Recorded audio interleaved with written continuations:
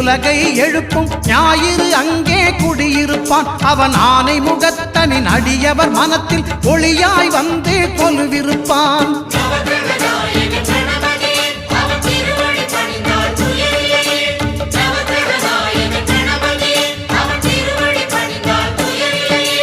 ஒன்பது கோளும் ஒன்றாய் காண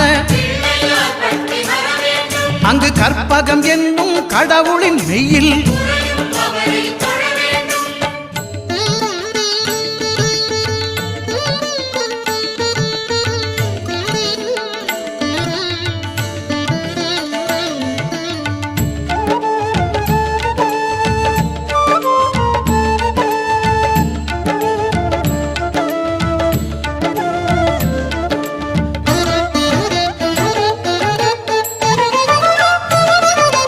திங்கள் பகவான் திருமுகம் காண